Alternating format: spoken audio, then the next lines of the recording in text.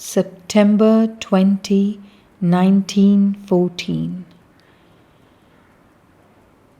My pen is mute, for thought is silent, but my heart aspires to Thee, O Lord, uniting Thee with our Divine Mother in one love, one veneration.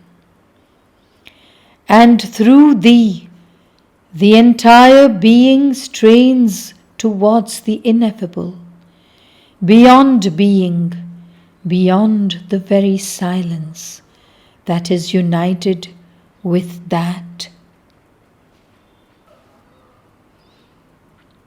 September 22nd, 1914. O Lord, Thou who art on the threshold of the unknowable, I greet Thee.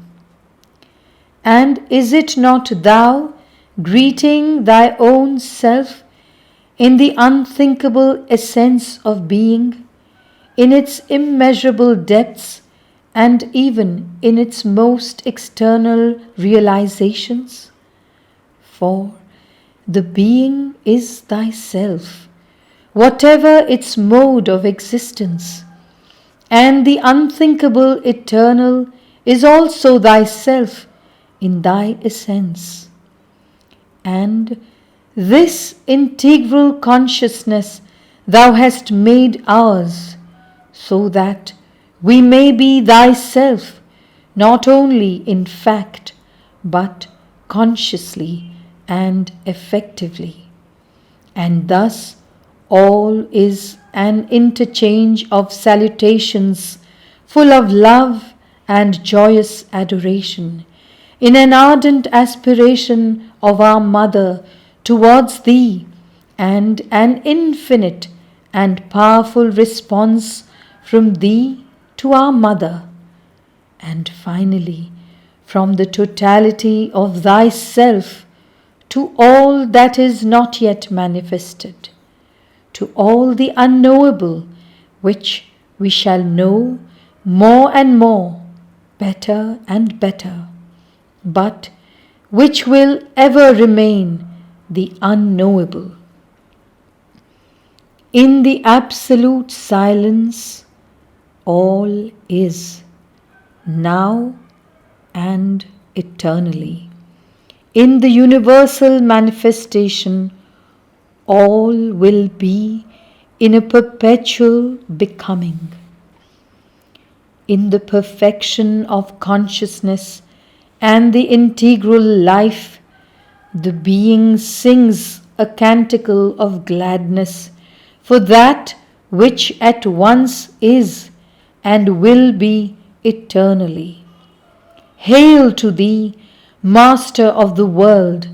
Art Thou not the intermediary between what is and what will be, even while being simultaneously what is and what will be?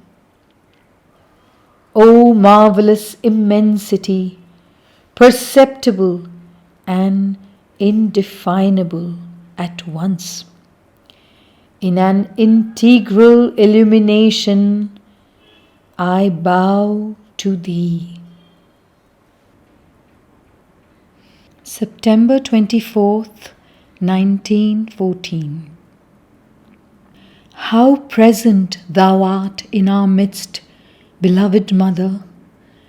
It is as if Thou wouldst assure us of Thy complete assistance, as if Thou wouldst show us that the will, which means to manifest through us, has found in us instruments which can realize its law, by placing it in complete accordance with Thy present possibilities. The things which seemed most difficult, most improbable, perhaps even most impossible, become wholly realizable because Thy presence is our assurance, that the material world itself is prepared to manifest the new form of the will and the law. I greet thee in the joyful plenitude of perfect harmony, thee, thy principle, and thy works. September 25th, 1914.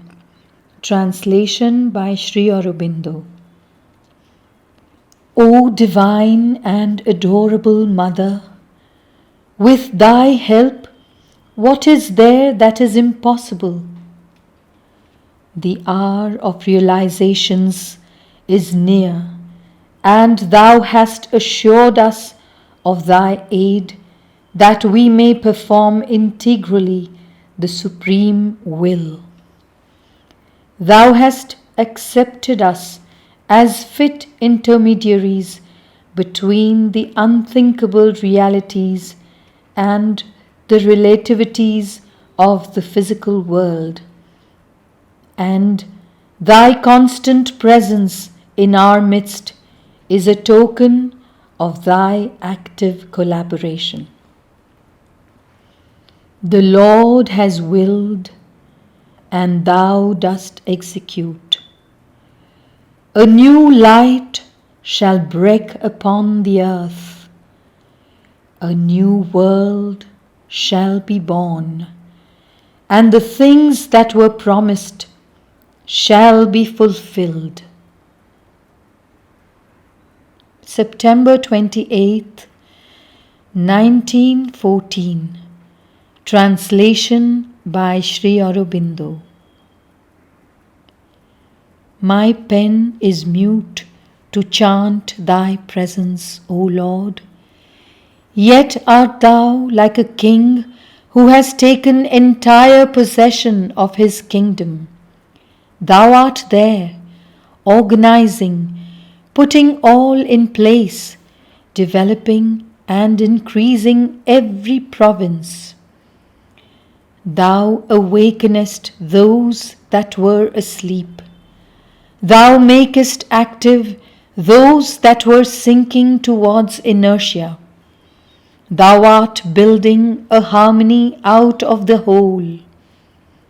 A day will come when the harmony shall be achieved, and all the country shall be by its very life the bearer of thy word and thy manifestation.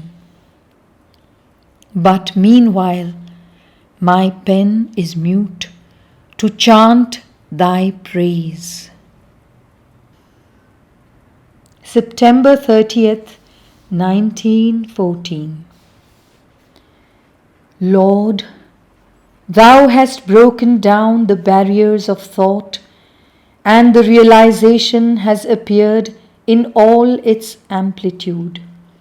Not to forget any of its aspects, to carry out their accomplishment at the same time, without neglecting any of them, not to allow any limitation, any restriction to come in the way and delay our march. This is what thou wilt help us to do through thy supreme intervention. And all those who are thyself manifesting thee in the perfection of some particular activity will also be our collaborators, for such is thy will. Our Divine Mother is with us and has promised us identification with the Supreme and total consciousness, from the unfathomable depths to the most external world of the senses. And in all these domains, Agni assures us of the help of his purifying flame, destroying all obstacles, kindling the energies, stimulating the will, so that the realization may be hastened. Indra is with us for the perfection of the illumination in our knowledge, and the divine Soma has transformed us in his infinite, sovereign, marvelous love, bringer of the supreme beatitudes. O divine and sweet Mother, I bow to thee with a rapt, ineffable tenderness and with infinite trust. O splendid Agni, thou who art so living within me, I call thee, I invoke thee, that thou mayest be more living still, that thy brazier may become more immense, thy flames higher and more powerful, that the entire being may now be only an ardent burning, a purifying pyre. O Indra, I venerate and admire thee. I implore thee that thou mayest unite with me, that thou mayest definitively break down all the barriers of thought, that thou mayest bestow upon me the divine knowledge. O thou, sublime love, to whom I gave never any other name, but who art so wholly the very substance of my being, thou whom I feel vibrant and alive in the least of my atoms, even as in the infinite universe and beyond, thou who breathest in every breath, movest in the heart of all activities, art radiant through all that is of goodwill and hidden behind all sufferings, thou for whom I cherish a cult without limit, which grows ever more intense, permit that I may with more and more reason feel that I am thyself wholly. And thou, O Lord, who art all this made one and much more, O sovereign Master, extreme limit of our thought, who standest for us at the threshold of the unknown, make rise from that unthinkable some new splendor, some possibility of a loftier and more integral realization, that thy work may be accomplished and the universe take one step further towards the sublime identity, the supreme manifestation. And now my pen falls mute, and I adore thee in silence.